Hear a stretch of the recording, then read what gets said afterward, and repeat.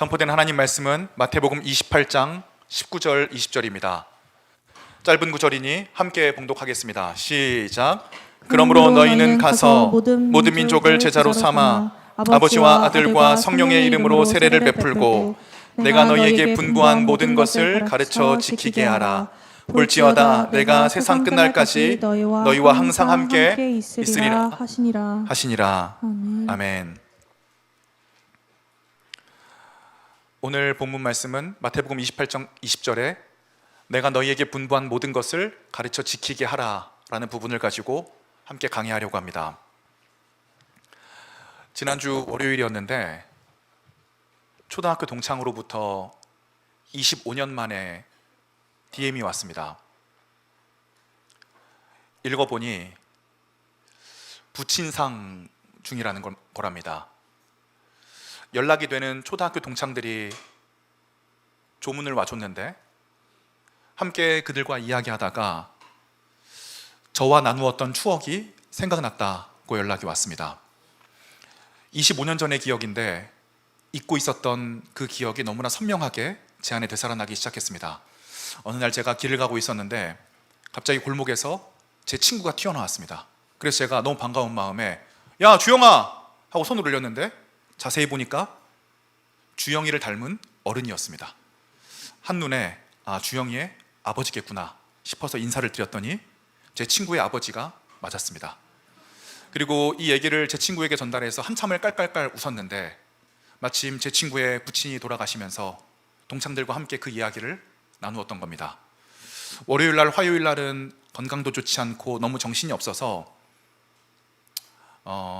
깊이 있게 생각하지를 못했습니다.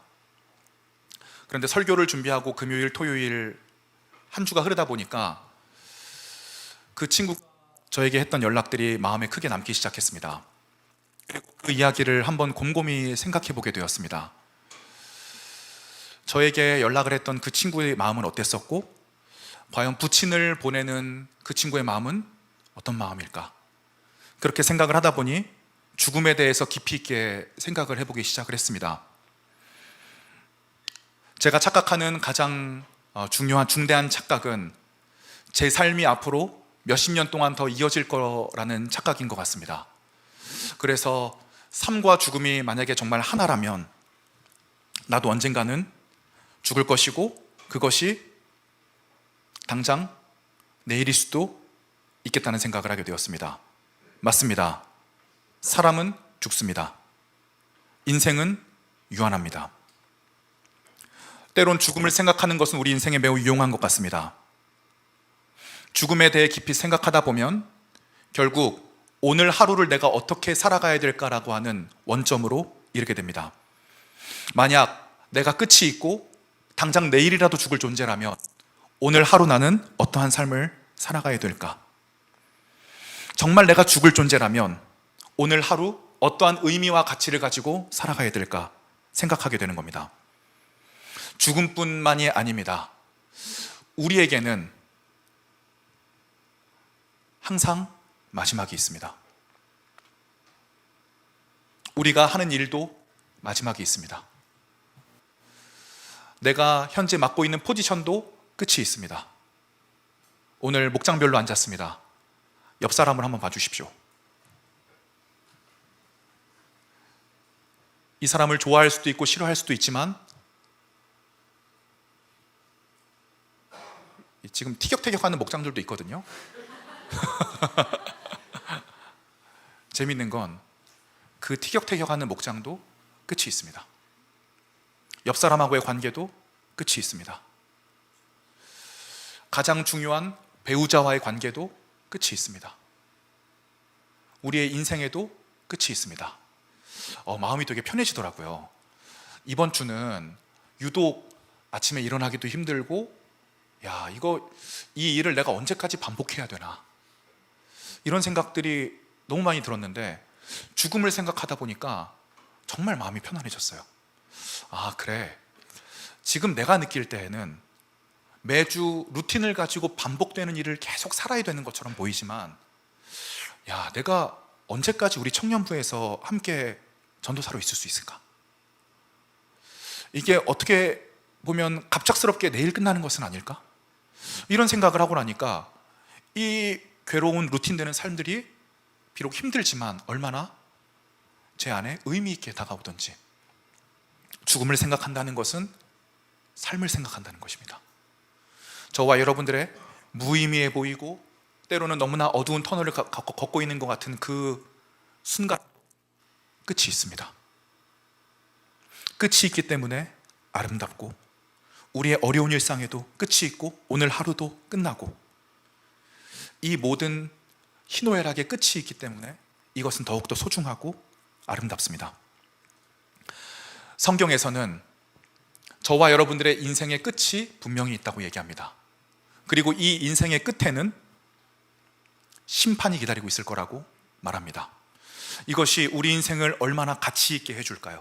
만약에 우리 인생이 죽음 이후에 그냥 끝이라면, 우리가 무로 돌아간다면요, 우리는 우리의 인생 가운데 올바른 삶을 살 필요가 무엇이 있겠습니까? 나에게 이익이 되는 삶을 살면 그만이겠죠.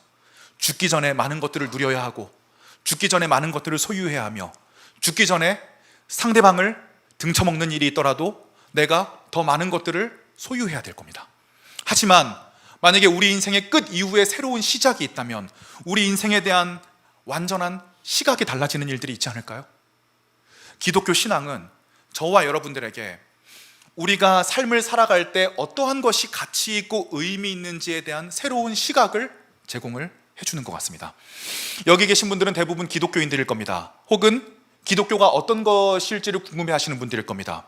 오늘 본문을 통해서 저는 우리가 기독교인으로서 어떠한 삶을 살아가야 되는지에 대한 세 가지 이야기를 말씀을 드리고 싶습니다. 첫 번째로는 성경을 듣는 사람입니다. 우리에게는 66권이라고 하는 하나님의 말씀을, 소유된 하나님의 말씀이 있습니다. 저는 기독교인을 성경을 읽는 사람이라기보다는 성경을 듣는 사람이라고 표현하고 싶습니다. 역사적 맥락이 있습니다. 성경이 쓰여진 지 3000년 가까이 지났는데, 이 3000년 가까이 성경은 많은 사람들에게 읽는 책이 아니라 듣는 책이었습니다. 고대에는 종이도 없었고 인쇄술도 발달되어 있지 않았습니다. 성경을 필사해야 했습니다. 양피지나 파피루스를 사용해야 했습니다. 성경을 필사하는 것은 매우 큰 노력이 들었고, 교회들도 성경 한 권을 제대로 갖고 있지 못했습니다. 번역의 문제들도 있었습니다. 중세시대까지만 하더라도 성경을 라틴어 외에 다른 언어로 번역하는 것은 금지되어 있었습니다. 성경을 강해해야 되는 목회자와 신부님들도 성경의 내용을 모르는 경우들이 태반이었습니다. 즉, 역사적으로 많은 사람들에게 성경은 읽는 책이 아니라 듣는 책이었습니다. 성경을 듣는 것에 대한 중요한 특징이 여기에서 나옵니다. 많은 사람들에게 성경은 능동적으로 읽고 지식을 습득해야 되는 책이 아니라 귀를 기울여 듣고 암기해야 되는 책이었습니다. 이것은 자연스럽게 초대교회와 고대의 사람들에게 하나님과의 관계를 일컬어주는 굉장히 중요한 촉매제로 쓰였습니다. 사람들은 능동적으로 하나님의 뜻을 알아내려고 하는 것이 아니라 하나님의 뜻을 듣기를 원했습니다. 우리는 성경을 읽는다고 할 때 혹시 이런 뉘앙스로 저는 많이 접근했던 것 같습니다. 성경을 읽어서 지식을 쌓고 지식이 많은 사람이 되어야겠다. 때로는 이 지식으로 제 정체성을 삼기도 했던 것 같습니다. 하지만 성경은 읽는 책이 아니라 본질적으로 듣는 책이었습니다. 성경을 통해서 하나님께서 나에게 하시고자 하는 이야기는 무엇인가? 이 하나님의 말씀을 통해서 시공간을 초월해서 하나님은 나에게 무슨 이야기를 하시려는 것일까? 즉, 성경을 읽는 것은 지식 작업이기도 하지만 하나님께서는 이것을 통해서 나에게 어떠한 것을 원하시는 것인지를 묻고 듣는 책이었던 것입니다. 이것이 성경의 가장 중요한 핵심입니다.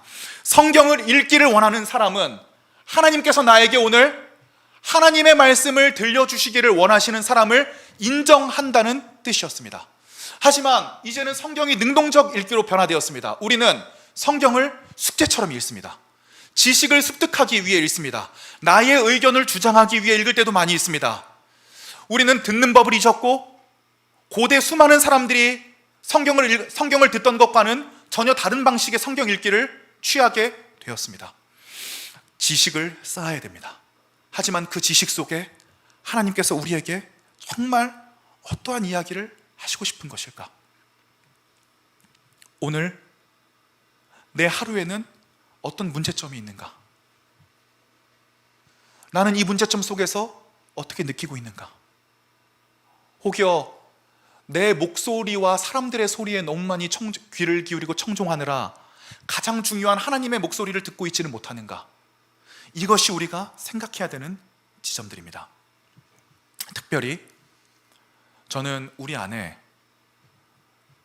하나님께서 원하시는 비전을 쫓는 많은 사람들이 일어나기를 원합니다. 제가 요즘 생각이 많이 바뀌었어요. 일률적으로 얘기할 수는 없지만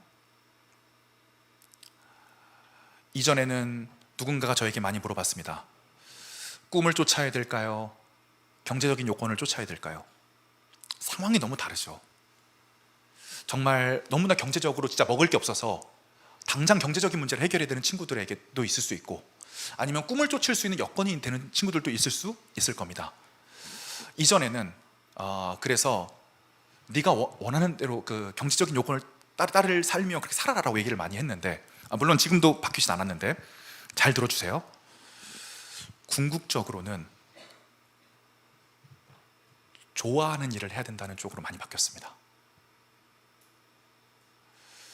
좋아하는 일을 한다는 건 우리가 그것을 호의적으로 느낀다는 거고, 그 일을 할 때 기쁘다는 거거든요. 그럼 그렇게 생각해 볼 여지가 있을 것 같아요. 어쩌면 하나님께서 나에게 이 욕구를 느끼게끔 나를 창조해 놓으신 것이 아닐까.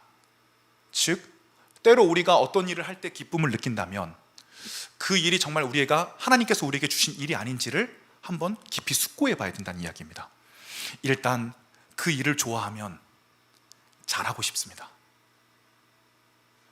잘하고 싶으니 조금씩 실력이 늘게 됩니다. 성취 만족감을 느낍니다. 그러면 더 잘해주고 싶어집니다. 누가 시키지 않아도 밤을 새워서 하고 밤늦게까지 그 일에 골몰하며 주변 사람들이 물어보기 시작합니다. 어떻게 해야 너처럼 그렇게 일을 열심히 할 수 있니? 이 사람은 당황스럽습니다. 이 사람은 일을 열심히 하는 게 아니에요. 좋아하는 일을 더 잘하고 싶기 때문에 하나님 앞에 그 일을 하는 것뿐입니다. 그래서 저는 예수 그리스도 안에 있는 청년들이 하나님께서 나를 지으신 목적과 나에게 소중한 일을 찾아가기를 원합니다. 물론 이것이 모두에게 적용될 수 있는 얘기는 아니라는 것을 알고 있습니다. 그래서 혹시 괜찮으시면 20대 분들은 꿈을 찾기 위해 여러 가지 일들에 한번 도전해 보시고, 30대 중후반인데 아직 내가 직업이 없다, 그럼 일단 기술을 배우면서 경제적 여건을 하면서 자기 한번 꿈을 찾아보는 것이 어떨까. 아무튼 이 모든 과정 가운데 중요한 것은 오늘 하루의 내 일상 속에 여러 가지 문제들 속에서 하나님의 음성을 듣는 것입니다. 하나님의 음성을 듣는 것은 무엇인가? 성경을 읽는 것입니다. 나의 일상이, 나의 문제가 성경과 하나님의 말씀 안에 해석되고 의미가 부어져야 오늘 하루를 견딜 수 있는 힘을 얻게 됩니다.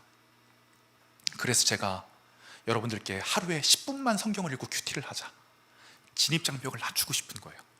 얼마나 부담이 없습니까? 10분이 안 되면 5분만이라도 그 말씀을 읽고 나를 생각을 해보고 내 삶에 어떤 문제가 있으며 이 문제 가운데 하나님께서 어떤 말씀을 하시고 싶으신지를 듣기를 원하는 겁니다. 더 자세한 성경 읽기는 5월 중신자 교육 4분밖에 신청을 안 했습니다. 좋아요. 과외 느낌으로 하면 되니까요. 조금 더 신청해 주시면 기본적인 성경 읽기를 함께 나눌 수 있지 않을까 싶습니다. 두 번째 주제로 넘어가고 싶습니다. 하나님의 말씀을 들었으면 하나님의 말씀대로 살아갈 수 있는 힘이 필요합니다. 저는 이것을 헌신하는 삶이라고 이야기하고 싶습니다. 내 감정과 생각대로 사는 삶이 아니라 하나님의 말씀을 들었기 때문에 그것을 실천하는 삶을 살아가기 위해 노력하는 겁니다. 제가 하나님 앞에 헌신하는 삶을 강조하고 싶은 이유가 있습니다. 최근에 몇 가지 자료들을 살펴보게 됐습니다. 첫 번째, OECD 국가의 삶의 만족도 중에서 우리나라는 뒤에서 세 번째입니다. 꼴찌는 경제공황 중인 튀르키예입니다. 꼴찌에서 두 번째는 내전 중인 콜롬비아입니다. 즉 정상적인 삶이 유지되고 있는 국가들 중에서는 실상 우리나라는 OECD 국가 중에 삶의 만족도가 최하위권입니다. 2020년 OECD 회원국 중 자살률을 따지면 우리나라는 10만 명당 24.1명이 자살을 하고 있습니다. 유럽의 선진국이라고 하는 독일은 10만 명당 9명이 자살을 합니다. 살기 힘들다는 미국도 14명이 자살을 합니다. 옆 나라의 경제 버블이 꺼지고 살기가 어렵다라고 꿈과 희망을 잃었다라고 하는 일본도 14명이 자살을 합니다. 그런데 우리나라는 압도적 1위, 10만 명당 24.1명이 자살을 합니다. 어떻게 이런 일들이 벌어지는 걸까요? 이 부분에 대해서 신대원 때부터 많은 논문들과 자료들을 봐왔습니다. 여러 가지가 있습니다. 경제 양극화, 청년들의 취업의 어려움, 부모 세대와의 갈등, 이전 세대와의 화합의 불가능, 여러 가지들이 있지만 사실은 이런 내용들이 별로 피부로 와닿지 않는 것이 사실입니다. 진짜 피부로 와닿는 것은 우리의 진정한 삶 속에 있습니다. 제가 작년에 여러분들께 하루에 15시간씩 일하고 공부하라고 해서 욕 진짜 많이 먹지 않았습니까? 저도 그런 얘기 하기 싫죠. 그렇게 하는 이유가 있어요. 제가 실제로 살아보니까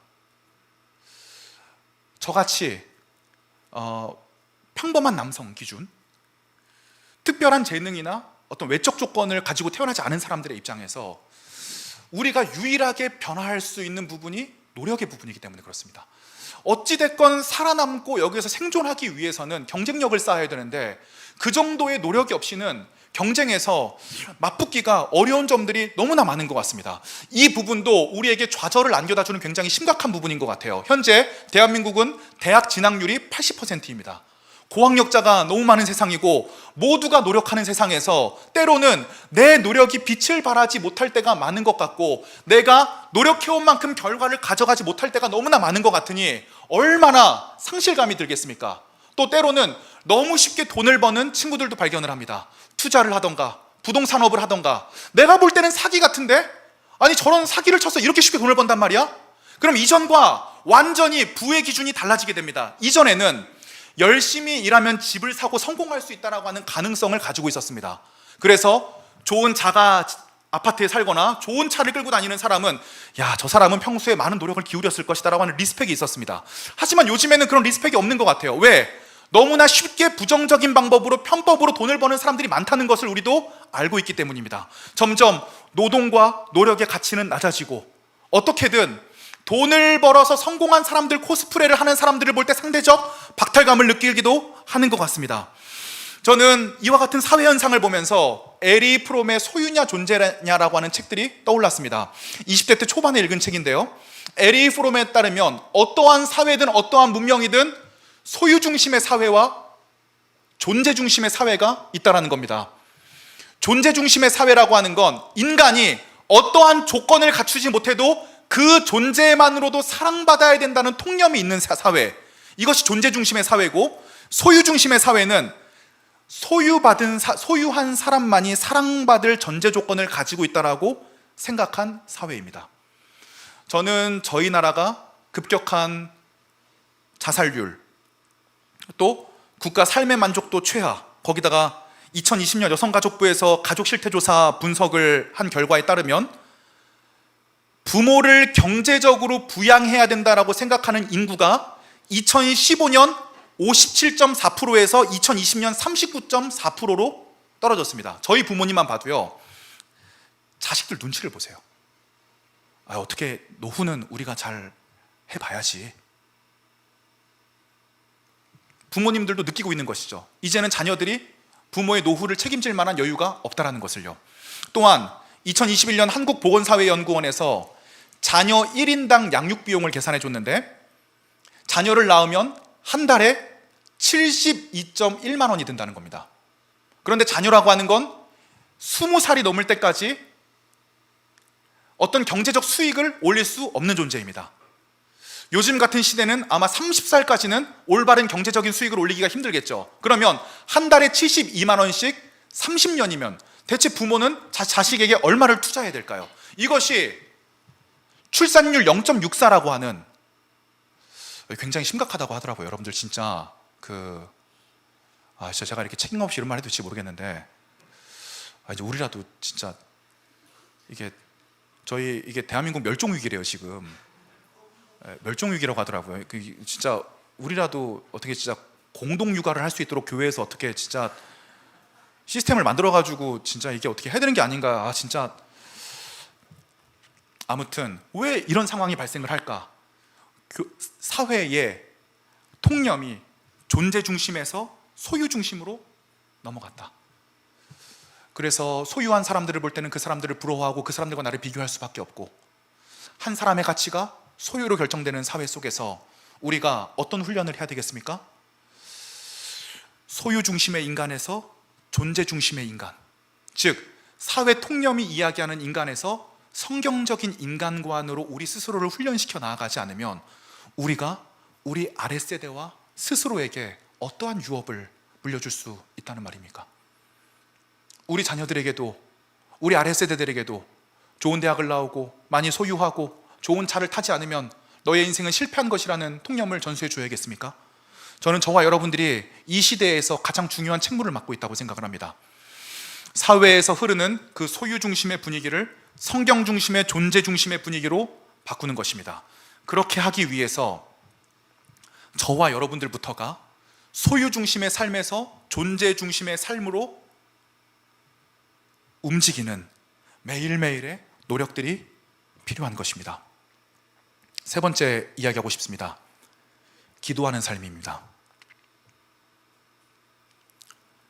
성숙하면 대화가 무르익습니다. 성숙하지 못한 사람들은 자기 이야기만 합니다. 하지만 성숙한 사람은 듣는 사람입니다. 일단 내 이야기를 하기 전에 듣는 법을 배우지 못하는 사람은 아무것도 할 수 없습니다. 우리는 다른 사람의 이야기를 들으며 배우게 되고, 나는 이야기를 하면서 내 내면의 이야기가 정돈되게 됩니다. 기도라고 하는 것은 무엇일까? 하나님과의 대화입니다. 예수 그리스도의 이름 안에서 하나님 앞에 우리의 이야기를 해주시는 것입니다. 하는 것입니다. 하나님은 성숙하십니다. 그분은 우리의 이야기를 들어주십니다. 저는 20대 때 저는 좀 도덕론자에 가까워서 체면을 굉장히 중요하게 생각을 합니다. 하나님 앞에 내 너무 솔직한 이야기나 소원을 이야기하는 것에 대해서 그것이 하나님을 무시한다고 생각을 했습니다. 그런데 성경을 조금 공부하다 보니까 성경에서는 전혀 다른 이야기를 합니다. 설령 하나님을 이용한다고 생각될지라도 하나님 앞에 저와 여러분들의 이야기를 다 털어 놓으라는 겁니다. 왜일까요? 인간관계는 아무리 깊은 관계더라도 기브앤테이크 관계입니다. 내가 이야기를 하면 저 사람의 이야기를 들어줘야 됩니다. 내 요구를 한 가지 하면 저 사람의 요구도 한 가지 들어줘야 됩니다. 그것은 때로는 우리를 너무 지치게 만듭니다. 유일하게 기브앤테이크 관계가 아닌 것이 하나님과의 관계라는 겁니다. 그분은 우리의 이야기를 하나 들었다고 내 이야기를 하나 들으라고 하시는 분이 아닙니다. 우리의 이야기를 마음껏 하라는 겁니다. 네가 속이 풀릴 때까지, 네 마음의 응어리가 풀릴 때까지 하나님 앞에 모든 이야기를 쏟아 놓으라는 겁니다. 그렇게 쏟아 놓다 보면 이상함을 느끼더라고요. 한 10년 정도 쏟아 놓아 보세요. 그런 생각이 들더라고요. 당신은 누구십니까? 당신은 누구기에 내 이야기를 그렇게 들어주시고 나에게 요구하는 것이 없으십니까? 그럼 저도 당신의 이야기를 한번 들어보겠습니다. 즉, 하나님께서는 우리의 얘기를 들어주시면서 우리는 말하면서 성장하게 되고 하나님의 이야기를 들을 준비가 되어지는 것입니다. 특별히 우리가 그리스도께 많은 이야기를 털어놓음으로써 우리가 자주 그분께 기도해야 그분께서 우리의 기도를 들으신다는 생각을 버려야 됩니다. 성경에 기록된 것은 요한복음 13장 무엇이든 내 이름으로 구하라 그리하면 이루리라. 우리가 예수 그리스도의 이름으로 구하기만 하면, 예수 그리스도의 이름으로 말하기만 하면 우주의 신은 무조건 들으십니다. 한마디를 하든 열마디를 하든 우리의 마음을 예수 그리스도 안에서 털어놓기만 하면 그분은 우리의 기도를 일단 들으시겠다는 겁니다. 그리고 그분께서 가장 좋은 것으로 우리에게 주시겠다라고 하는 것이 성경의 요구입니다. 저는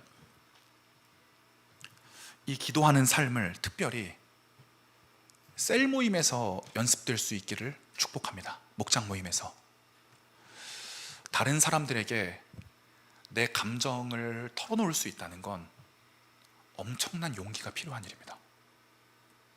그 용기는 내 문제가 회복될 거라고 하는 믿음에서부터 나옵니다. 즉, 다른 사람들에게 나의 약점을 이야기할 수 있는 사람은 정말 강인한 사람입니다. 그리고 그 사람은 의지를 가지고 있습니다. 타인이 여러분께 자신의 속 깊은 감정을 털어놓을 때 그 사람을 유익 있게 보아야 됩니다. 그 사람은 이미 하나님을 붙들 준비가 되어져 있고 한 발 한 발 전진하고 있는 사람이기 때문입니다. 저도 27, 8살 때까지 타인에게 제 마음을 털어놓는 연습을 하지 못했습니다. 제 가장 친한 친구도 저희 집이 경제적 어려움을 겪고 있다는 것을 20대 후반에서야 알게 되었습니다. 그것을 부끄러워했고 그것을 수치스러워했으며 감정을 소통하는 것이 옳지 않은 것이라고 여겼습니다. 하지만 우리는 타인에게 감정을 소통하고 털어놓음으로써 내 안에 정리된 해방감과 해소감을 느끼게 되고 다시 한번 살아갈 수 있는 힘을 얻게 됩니다. 기도하는 삶, 듣는 법도 목장에서 배워야 됩니다. 너무 내 얘기만 하지 말고 이렇게 좀 눈치를 보고 그렇다고 또 이제 눈치를 주진 말고, 여러분들 이제 그러잖아요. 이렇게 좀 말이 길어진다 싶으면은 약간 일부러 막 딴 데 보고 무의식적으로 신호를 보내는 거죠. 그만해라. 하지만 우리가 무의식적으로 신호를 보내도 어차피 그 사람은 계속합니다. 그럴 바에는 진심으로 들어줘서 우리의 마음을 좀 보여주자. 하나님과의 대화를 목장 모임에서 연습하는 것은 굉장히 중요하다고 생각합니다. 말씀을 마무리하려고 합니다. 첫 번째, 성경을 듣는 삶, 들은 삶을 실천하고 헌신하는 삶. 세 번째로, 하나님과 대화하고 기도하는 삶. 이 세 부분을 이번 한 주에 한번 훈련해 보면 어떨까요? 특별히 10-10-10 캠페인이 진행되고 있습니다. 하루에 10분 큐티, 성경일동 목장은 10분 성경 읽기, 그리고 10초 기도. 10분 아니고 10초! 10분 노, 10분 노, 100분 노. 10초! 10초! 여러분들 10초! 10초! 제발 10초! 이 캠페인 하는 이유가 있어요. 저도 신대원 다닐 때는 한번 기도하려고 앉으면 30분, 1시간씩 기도했어요. 근데 요즘에는 너무 머릿속이 복잡하고 해야 될 일들이 가득하기 때문에 자꾸 앉으면 기도에 집중하는 게 아니라 해야 되는 일이 떠올라요. 그러니까 이 기도하다가 해야 되는 일이 떠오르니까 이게 하나님이 주신 영감인가? 핸드폰 꺼내서 필기를 하게 됩니다. 핸드폰 꺼내면 문자 와 있죠. 그럼 문자 확인하게 돼요. 이게 하나님께 과연 집중하는 삶인가? 이럴 바에는 10초를 하루에 10번을 한번 해보자. 10초만 진짜 하나님 앞에 한번 집중해서 내 마음의 소리를 그분 앞에 한번 얘기를 해보고, 당신도 좀 얘기해달라고 좀 요청도 한번 해보고, 내 길도 좀 열어달라고 얘기를 좀 해보고, 10초 동안 많은 이야기들을 할 수 있지 않습니까? 남녀관계는 하룻밤이면 만리장성을 쌓는다는데 하나님과의 관계에서 10초 동안 우리가 얼마나 많은 마음을 하나님 앞에 얘기할 수가 있겠습니까? 10분 큐티하고 성경 읽기, 10초 기도하기, 마지막 10은 뭘까요? 10분 예배, 일찍 오기. 정말 하나님과의 만남을 기대한다면 우리가 10분 정도 서둘러서 예배를 와보는 게 어떨까? 이러한 삶을 통해서 우리가 기초를 잡아가는 겁니다. 세상과 싸울 수 있는 기초, 우리의 어렵고 힘든 삶을 이겨낼 수 있는 기초, 감정을 이길 수 있는 힘. 알고 있습니다. 상황과 환경이 너무 어렵고 저와 여러분들이 쉽지 않은 하루하루를 살아가고 있는데, 그 하루하루를 하나님 앞에 가지고 가서 내 이 하루가 어떤 의미인지를 하나님 앞에 묻고 하나님 앞에 듣는 삶, 그분과 아주 가까워지는 삶, 그러한 삶을 이번 한 주 동안 연습해 보시기를 원하고, 텐텐텐 곧 영상과 포스터도 올라오니까요, 앞으로 꾸준히 몇 달 동안 텐텐텐 우리가 한번 그 텐텐텐을 해야 목장 모임 와도 할 말이 있어요.